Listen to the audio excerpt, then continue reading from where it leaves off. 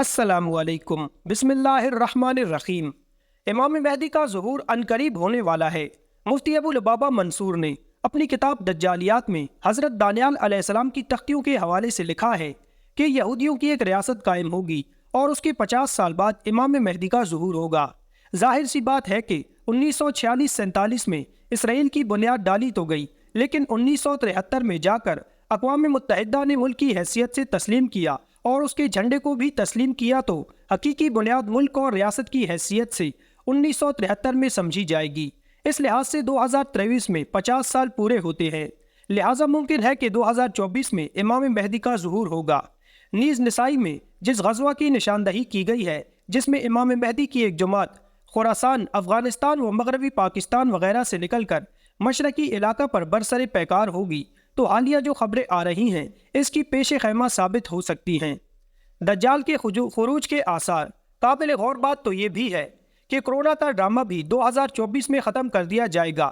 اس پر باقاعدہ 24 نیوز والوں نے ایک لمبی ڈیبیٹ کی ہے، اور ملک بھارت میں ہندو راشٹر کا آفیشیل اعلان بھی غالباً اسی سال ہوگا، اور اس سے ایک سال قبل یعنی 2023 میں ترکی پر سے پابندی بھی ہٹا دی جائے گی، جس کا واضح مطلب ہے کہ ترکی پر جنگ مسلط کر دی جائے گی، جس کے نتیجے میں قسطنطنیہ کفار کے قبضے میں جا سکتا ہے۔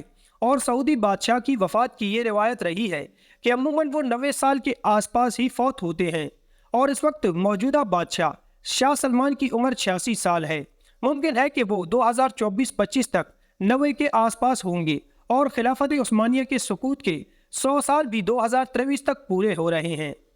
نیز ایک عرب عالم ہیں، شیخ صادق المغلسی المرانی، انہوں نے 2024 کے قریب ہی ظہور مہدی کی بات کہی ہے۔ حاصل یہ نکلا کہ ظہور مہدی کے لحاظ سے یہ 2 سال یعنی 2024 اور 2025 کافی اہم ہیں۔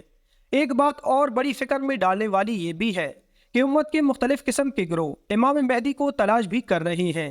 اس عاجز کے پاس یہ بھی خبر آئی ہے کہ مختلف جہادی تنظیموں کے فکرمند لیڈران اس وقت بڑے فکرمند ہیں کہ امام مہدی کی قیادت میں ساری دنیا میں جہاد شروع کیا جائے، اور وہ اس کے لیے ان کی تلاش میں ہیں۔ کافی دن پہلے کسی صاحب نے بتایا تھا کہ پاکستان کے پیر ذوالفقار احمد نقشبندی صاحب نے حرم میں بیٹھ کر قسم کھا کر یہ بات کہی تھی کہ امام مہدی کا ظہور 2025 میں ہوگا، اور وہ ہر سال اسی تلاش میں جاتے ہیں کہ کسی طرح انہیں پہچان سکیں۔ ایک بات اور یاد آئی، بڑے مزے کی بات ہے۔ بندہ مولانا سجاد نعمانی صاحب کا ایک بیان سن رہا تھا، جس میں حضرت نے سورہ کہف کی تفسیر کرتے ہوئے بڑا عجیب نکتہ پیش کیا کہ فرمایا کہ اللہ نے دجال کے فتنوں کا ذکر سورہ کہف میں کیا ہے، اور سورہ کہف 15ویں پارے کے نصف سے شروع ہوتی ہے۔ اس سے معلوم ہوا کہ دجال کا خروج 15ویں صدی کے نصف پر ہوگا۔ آگے فرمایا کہ 16واں پارہ شروع ہوتے ہوتے دجال کا ذکر ختم ہو جاتا ہے، جس سے معلوم ہوا کہ 16ویں صدی سے قبل ہی یہ فتنہ ختم ہو جائے گا۔ مزید یہ بھی فرمایا کہ اللہ تعالیٰ نے دجال کے ذکر سے پہلے بنی اسرائیل کا ذکر کیا ہے، جس سے یہ معلوم ہوتا ہے کہ یہ لوگ اس سے پہلے کافی چرچا میں ہوں گے، یعنی انہیں عروج ملے گا۔ اب ہم حضرت کی ان باتوں پر غور کرتے ہیں تو اس سے یہ بھی اندازہ نکل کے سامنے آتا ہے کہ چونکہ دجال کے 15ویں صدی کے نصف میں آنے کا امکان ہے، اور حضرت مہدی اس سے تقریباً 5-6 سال قبل آئیں گے۔ 5-6 سال قبل مطلب 45-46 ہجری، جو انگریزی سال کے حساب سے 2024 اور 2025 بنتے ہیں۔ امام مہدی کے ظہور کے بعد بہت ممکن ہے کہ 2025 کے بعد امام مہدی کی قیادت میں تیسری عالمی اسلامی جنگ ہو۔ بہرحال آپ جس طرح بھی غور کریں گے، یہی 2 سال سامنے آئیں گے۔ معلوم ہوا کہ یہ 2 سال امت مسلمہ کے لیے بڑی اہمیت کے حامل ہیں۔ اللہ تبارک و تعالیٰ امت مسلمہ کی دجالی فتنوں اور سازشوں سے حفاظت فرمائے۔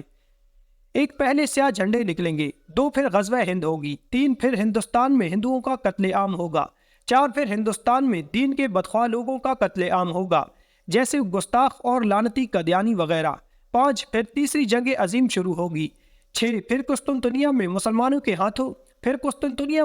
کے ہاتھوں سے نکل جائے گا، 7 پھر سفیانی کا ظہور ہوگا، 8 پھر حضرت امام مہدی علیہ السلام کا ظہور ہوگا، 9 پھر سفیانی کا لشکر حضرت امام مہدی سے لڑنے چلے گا تو مکہ مدینہ کے درمیان مقام بیدا پر زمین میں دھسا دیا جائے گا، 10 پھر بنو کلب کا لشکر امام مہدی کے ہاتھوں شکست کھائے گا، जिसको लौटने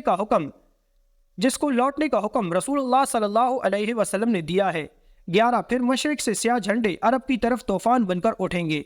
अरब को बचाने के लिए सारी यहूदी नेवी मैदान में आएगी और स्याह झंडों के हाथों बुरी तरह तबाह होगी। 12 फिर हिजाज मुकद्दस का मुहासरा तोड़ने के लिए खलीज फारस के नज़दीक स्याह झंडे दज्जालियों से बड़ा ज़बरदस्त मार्का लड़ेंगे और मुहासरा तोड़ देंगे। 13 फिर ये लश्कर इमाम मेहदी अलैहिस्सलाम की बैत के लिए आगे बढ़ेगा और रस्ते में नजद शहर इनकी तूफानी यलगार की लपेट में आ जाएगा। 14 फिर ये लश्कर इमाम मेहदी के हाथ पर बैत करेगा। 15 फिर ये अरबों से खजाना तलब करेंगे, वो देने से इनकार करेंगे। फिर ये स्याह झंडे वालों के हाथों बुरी तरह कत्ल होंगे। इनके कत्लेआम के दौरान स्याह झंडे अरब की रेत को अरबों के खून से तर कर देंगे। इस खौफनाक कत्लेआम का जिक्र अहादीस मुबारका में भी मिलता है। यही वजह होगी कि अरब बहुत कम रह जाएंगे। 16 फिर अरब भागकर मक्का और मदीना में पनाह लेंगे और अपनी जान बख्शी के लिए खजाना देना चाहेंगे, लेकिन स्याह झंडे लेने से इनकार कर देंगे। 17 फिर स्याह झंडों की अगली यलगार का निशाना मिस्र बनेगा, जिसका जिक्र अहादीस में मिलता है। फिर ईरान की बारी आएगी, लेकिन ईरान अतात कबूल करके जान बचाएगा। 18 फिर रूमी अपने वो लोग जो इस्लाम कबूल कर चुके होंगे वापस मांगेंगे। ना देने पर रूमियों के 80 झंडे स्याह झंडों से लड़ने के लिए निकलेंगे। हर झंडे तले 60,000 रूमी होंगे। इनकी तादाद देखकर स्याह झंडों में से 1/3 भाग जाएंगे, जिनकी तौबा अल्लाह कभी कबूल ना करेगा। पहले दिन मुसलमानों की एक जमात को लड़ने भेजेगा, सारी जमात शाम तक शहीद हो जाएगी। फिर चौथे दिन तमाम अहले इस्लाम जो कि स्याह झंडे वाले ही होंगे मिलकर रोमियों पर हमला आवर होंगे। फिर वो ऐसी जंग करेंगे कि तारीख़ इंसानी में पहले किसी कौम ने ऐसी जंग ना की होगी, या फिर फरमाया कि वो ऐसी जंग होगी कि पहले कभी ना लड़ी गई होगी। फिर अल्लाह रूमियों पर शिकस्त मुसल्लत कर देगा। फिर मुसलमान यानी स्याह झंडे इनका कत्लेआम करेंगे, यहाँ तक कि रोमियों के लाशों के पहलू से परिंदा उड़ेगा। वो मरकर गिरेगा, लेकिन लाशों के समंदर को पार ना कर सकेगा और मरकर गिरेगा भी तो एक लाश पर। इस जंग के बाद आधे से ज्यादा लश्कर आर्मीनिया की तरफ जाएगा। स्याह झंडे आर्मीनिया पर आंधी तूफान और बला बनकर नाजिल होंगे और आर्मीनिया को वो तबाही देखनी पड़ेगी जिसके सामने बाबल व नेओ और बगदाद के किसी भी हीच है।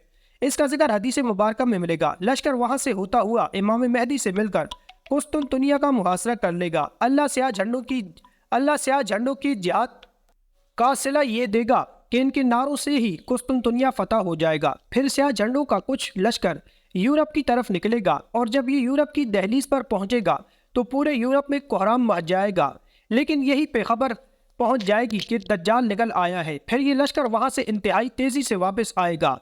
इनकी रफ्तार इंतहाई तेज होगी। अहादीस मुबारका के मुताबिक ये बड़ा ही सख्त इम्तिहान होगा, इंतहाई सख्त वक्त होगा।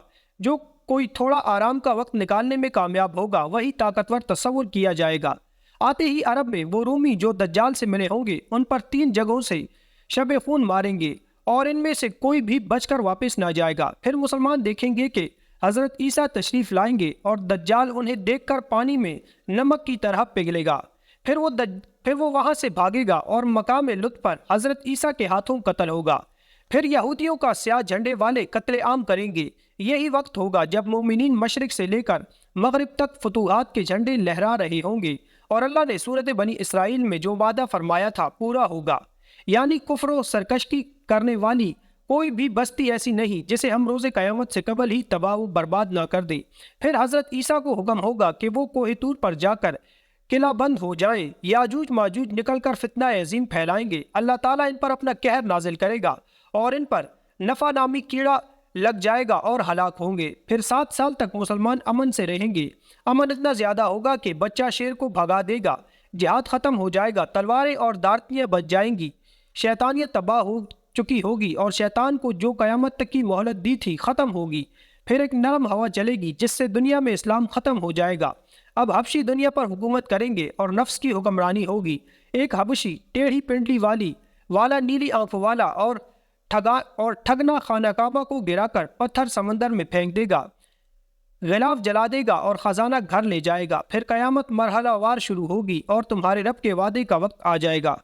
फितने दज्जाल बहुत सख्त होगा। इससे हिफाजत के लिए हर जुम्मे के रोज़ سورہ الکہف کی تلاوت لازمی کریں۔ گزارش ہے کہ اس قیمتی معلومات کو اپنے تک محدود نہ رکھیں۔ اس معلومات کو اکٹھا کرنے میں ہماری 4 سال کی محنت لگی ہے۔ قیامت کب آ جائے کوئی پتہ نہیں، تو کیا آپ نے اس کے لیے تیاری کر لی ہے؟ اصل علم اللہ رب العزت کے پاس